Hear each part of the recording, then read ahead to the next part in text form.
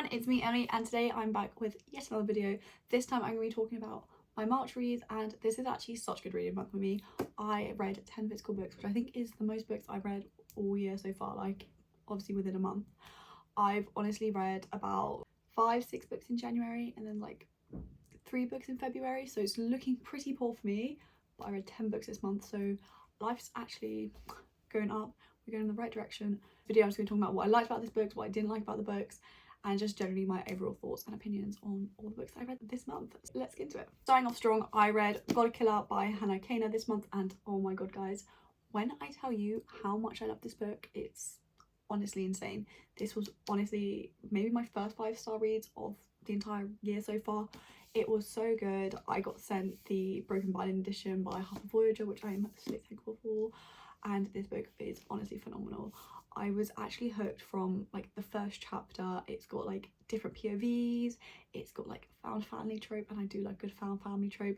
It's got gods and like obviously god killers in it, and I really do like things which have like gods and mythology and like obviously higher beings with powers, and like they kind of control the world and the like how things are going to go with like the magic system.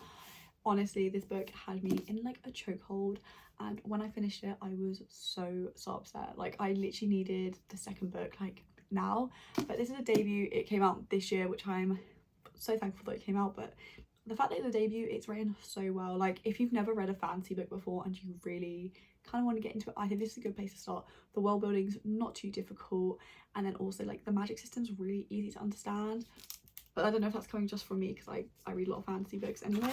But look at the map, it's actually stunning. I'm obsessed with it. Like it's so pretty.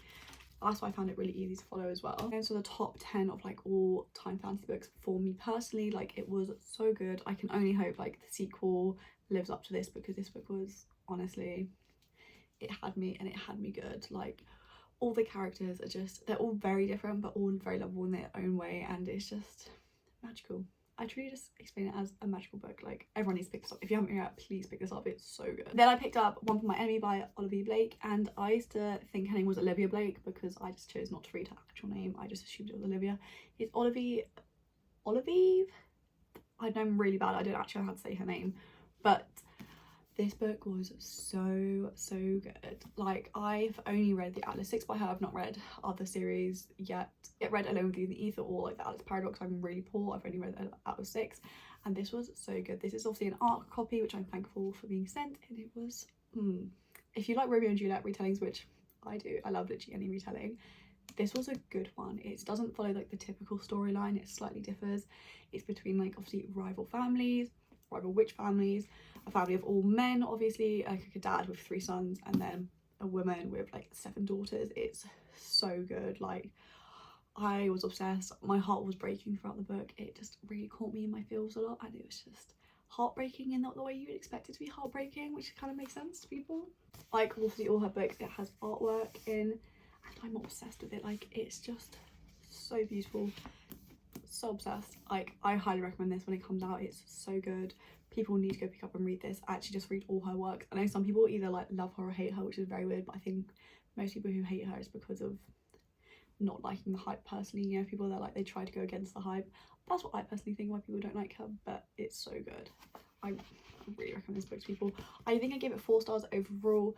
Like as much as I loved it, I think the plot moved a little bit slowly for my personal taste, but I did otherwise really enjoy it. I read these books, which is The Sad Ghost Club, The Sad Ghost Club 2, and then obviously The Sad Ghost Club 3. I got sent these graphic novels. Guys, I read them when I was feeling a little bit down myself, like feeling a little bit low, but these were like the perfect little pick-me-up. They were like really helpful and inspiring, and they kind of like uplift your mood a lot. Obviously it's about these ghosts who are a little bit lonely, a little bit different, don't fit in with like the normal crowd, and so like everyone else kind of dresses like in the like the artwork of like the graphic novel. The people who feel okay, who are perceived as normal, dress normally like they like humans, and also the people who are a little bit different, got little other things going on, dress as little ghosts, and it's really cute, really sweet. And I love the fact that at the back of this book it has like helplines and like who to contact if you're feeling low, like little resources, and I literally love that so much. I think all books should have stuff like that, especially if they deal with like mental health like topics. These are very sweet, very cute. I can't tell even if like they're written in like they're based in like the UK, or they're supposed to be based somewhere else. I literally could not tell you, but they're really sweet, really helpful. And if you like graphic novels, which I'm starting to like graphic novels so much more because they're really actually easy to read. Like the first ones I read was Heartstopper and then Law Olympus. I think they're just beautiful. I like looking at artwork, they're quick to read, and sometimes I just really want a quick read. So some people don't count graphic novels as books. I obviously do, because to me this is a book. It sits on your shelf. Like, yeah, it's quicker to read, but still a book. I otherwise love these books. So if you're ever like feeling down, even if you don't feel down, like if you don't have like anxiety or depression or like other issues, these books are very helpful, like in terms of they're just very sweet, uplifting, and they're perfect for like, I guess, like teenagers or people going through it and who've never like read a book like this. Very good. But yeah, I love these. These were so cute. I think they all got 4 stars for me. I don't know what would have made them 5 personally, but I just gave them 4. I'm not very good at rating very much. I'm going to move on to the next heartbreaking book. Like this book, oh my god. So this is Before the Coffee Gets Cold. It's obviously a Japanese translated fiction, and guys, this had me sobbing. The last like few pages, sobbing. Like, it was sad, but not in a way that like you'd expect a novel to be sad. Like, it was one of them ones that like hurt your heart like a lot. Heart didn't break, it was just like aching a lot. It was just very like, oh my god. So this book obviously has a little cafe that obviously if you sit in a certain spot and you drink a certain tea, you travel back in time, and you can only meet people who's gone to the cafe before. So if you want to like talk to people like or things like that, you can do that. And so it's about a story of like 4 different people who go and do this, and it's just the sweetest. Like, I could see the journey that they were going through, and I really enjoyed it. Like, it was very interesting to me, but it was so good. Like, I actually can't believe I just didn't pick this up sooner. Like, I've seen it all over like TikTok, Instagram, and everyone's just been crying, saying how good this was. And yep, I 100% get it. Like, it's so good.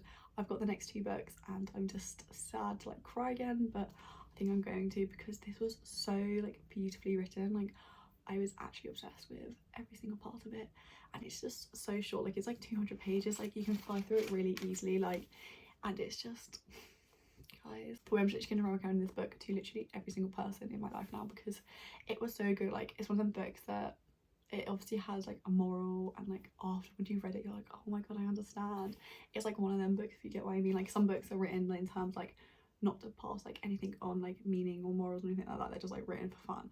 They're just like written for a purpose, and if you can like obviously understand the purpose of it, which is quite simple, you'll like love it even more so, because it's so good. Like, it's so good.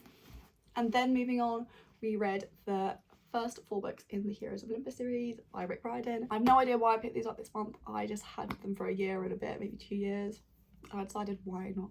I love Greek mythology, why not? And I've been reading a lot of like adult fantasy, if you want to class it like that, or like more adulty books. I wanted to read something simple and easy that like won't take a lot of like brain power, because sometimes my brain's like, I just can't, because I'm currently in the process for like applying to jobs and doing other things, so that like takes a lot of my brain energy, and I just don't always want to do that. I want something simple and easy, and this is simple and easy, but so fun. Like, if you've read the original Percy Jackson but you never moved on to Heroes of Olympus, I recommend moving on to Heroes of Olympus. Like, it's just easy, it's fun, highly enjoyable. You have like all the original characters, like, well, mainly Percy and Annabeth, which I love so much. I forgot how much I love them as like as a couple and as people. And then you've got new people who are like amazing, and it's just so interesting. It's expanded the universe so much more of like the Percy Jackson world, and I've got like half of the final book to go, which I'm quite upset about, because I think I'm gonna cry, because I think something bad's gonna happen. So I'm just kind of putting it off, because I don't want to like read it and like be upset, but I know I'm going to.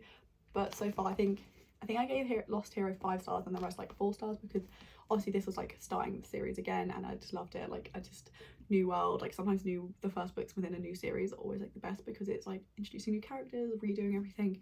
But these were really good as well.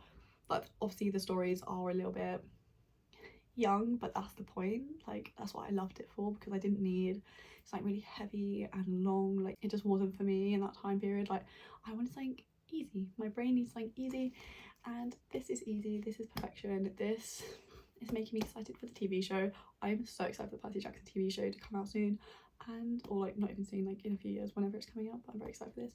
And I think once I finish this, I'll obviously read some other books, but eventually I'm going to pick up the Trials of like Apollo series, because obviously I need to carry on reading the universe, and then maybe I'll even get the Magnus Chase books.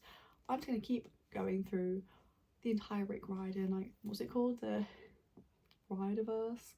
I don't know, something, whatever series, like his world is, like his universe he's created, I want to read all the books because they're easy, they're fun, and like, I don't know, heartwarming. They remind me of like why you when you're a kid, why you pick up books, because they're fun and easy, like they don't take a lot of thought, and this is exactly that.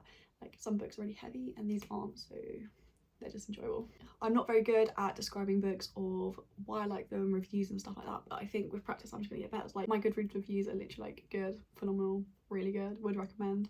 It's not very good, but I think the more I practice and do reviews of books, it'll be easier. But majority of the time I actually only read books I know I'm going to like, so I never typically rate a book 3 stars. Really, if I do, it's very rare, and I never rate books till 1 because I'll just DNF it. Like if I'm not liking a book, I'll just stop it, just get rid of it. But majority of the books I do rate will be like 4 or 5 stars, only because I read books that I know personally I'm gonna like. And I think that's a skill, because some people, I feel like, not in a bad way, don't have that skill. They'll literally read books that are popular, but they never like appeal to them, but they're just like popular, and they're like, maybe I'll like it, and it's like, but you won't, because if that's not what you typically read and you don't even like the blurb of the book, why would you like it? And they're like, oh, I hated it, it was such a bad author. And in my opinion, you just don't know what you like to read, and that's fine, because you just learn. It's like a learning process. I've been reading since I was like 7, so maybe younger, like probably like by myself, like an active reader, so it's fine. This month, and I would love to know your favourite book of the month that you have read, and if you could like, share and subscribe to my channel, it would be amazing. And until next time guys, bye.